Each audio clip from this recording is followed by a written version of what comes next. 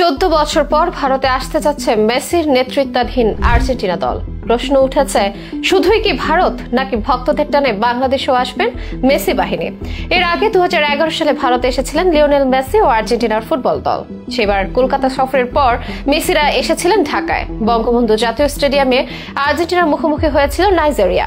এবারও কি সম্ভব হবে এমন ম্যাচ আয়োজনের?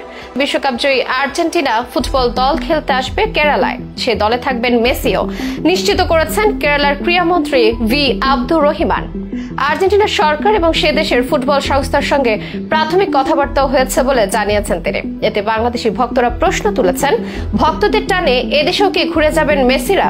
সরকারের তরফ থেকে 2011 সালের মতো করে একই রকম উদ্যোগ কি নেওয়া যায় কিনা, এসব সম্ভাবনা যাচাই করা যাক বিস্তারিত এই আয়োজনে।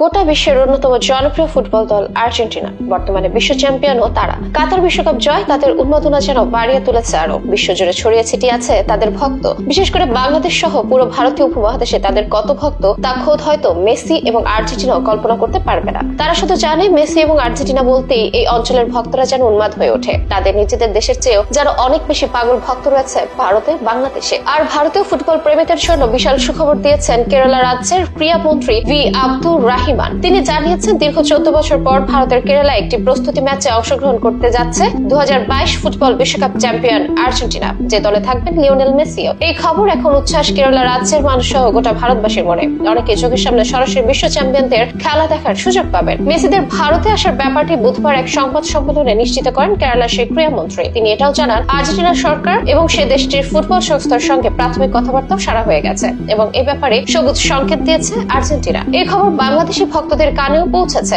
অনেকে আফসোস করছেন, অনেকে আবার প্রশ্ন তুলছেন, ভক্তদের টানে বাংলাদেশেও কি ঘুরে যাবেন মেসিরা? কার্যকরী ব্যবস্থা নিলে এটা হয়তো অসম্ভব কিছু নয়। কারণ এর আগে যেবার আর্জেন্টিনা ভারতে এসেছিল সেবার বাংলাদেশে এসেছিল। সালটা তখন 2011। প্রথম এবং শেষবার ভারতে এসেছিলেন মেসিরা। সেবার কলকাতার যুব ভারতী স্টেডিয়ামে ভেনেজুয়েলার বিপক্ষে প্রস্তুতি ম্যাচে অংশ নিয়েছিল আর্জেন্টিনা। শুধু ভারতেই নয়, সেবার বাংলাদেশের মাটিতেও পা পড়ে মেসিদের। তারা বঙ্গবন্ধু স্টেডিয়ামে নাইজেরিয়ার বিপক্ষে একটি প্রীতি ফুটবল ম্যাচে অংশগ্রহণ করেছিল তখন, যে ম্যাচে আর্জেন্টিনা 3-1 গোলে হারায় নাইজেরিয়াকে। এবার কি আবারও সেরকম কোন স্মৃতি বাংলাদেশের বুকে ফিরিয়ে আনা চায় কিনা সে কৌতূহল ফুটবল প্রেমীদের মনে।